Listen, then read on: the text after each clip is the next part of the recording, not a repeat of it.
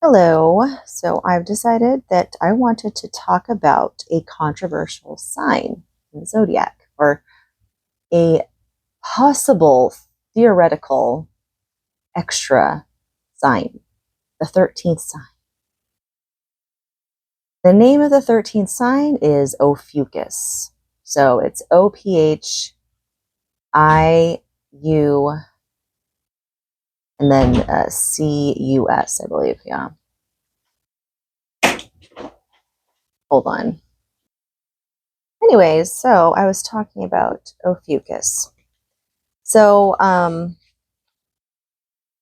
there's a theory that it is a cross between Sagittarius and Scorpio. So it's going to be like the philosopher fire sign who's very adventurous, accompanied with or combined with Scorpio, the very deep, heavy water sign that's got a lot of like Hades energy in there.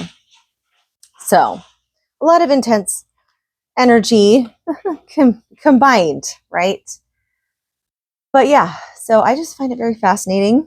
Um, Also, in the constellation is of a man bearing a serpent. So they also say that it's supposed to represent like a medicine and how it's poisonous and yet it's also the cure. So it's like a snake bite. The venom is also you use the venom itself into and turn it into like the anti-venom as well to cure. So the poison is also the cure. If you so choose to dive into it, there's still a chance to climb out of it and survive. I don't know where that came from, but I mean, all of it is just very symbolic. And I'm all about symbolism. I love symbolism. So I wanted to just like maybe draw a card for Ophiuchus. Hold on. Okay, so shuffled the cards a bit. I'm going to pull a card for Ophiuchus. Ophiuchus, what is your energy? What kind of energy are you carrying right now, Ophiuchus? Ophiuchus. Ophiuchus. The Ten of Swords. Some very heaviness there. That's the energy that you're carrying. What's the current situation that you're bringing that energy towards? Current situation that you're bringing the energy towards. Current situation that you're bringing the energy towards. Ooh, the Ace of Cups is what you're bringing this Ten of Swords to. You're bringing a Ten of Swords to the Ace. But why? Why would anyone want to do that?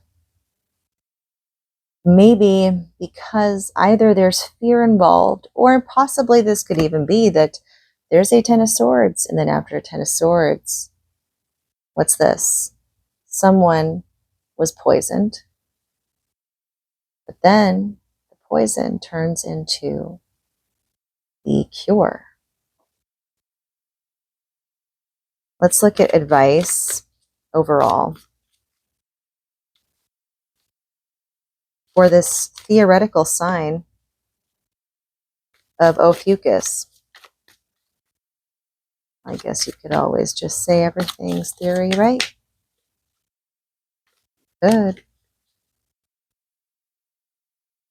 All right, some advice. Well, maybe be a little more cautious next time, or from now on.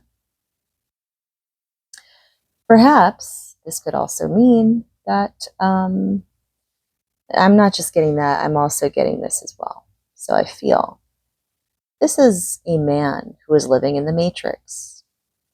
The reason why I say that is because he has a background of a city, some kind of,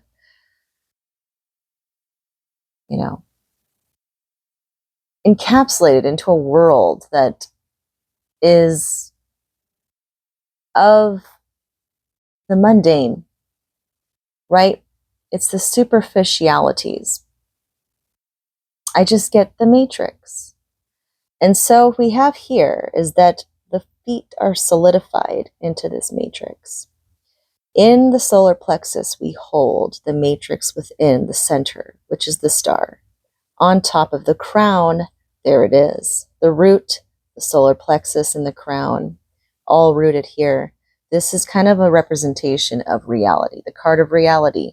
Well, almost like you feel sometimes you're in a matrix or you're in something like the Truman Show, but essentially it's just the game that must be played in order to have the soul ascend in some way, right? And every time you play the game and you learn more and you become better at the game, your soul will ascend more and more each time, if you believe in the theory of reincarnation, that is.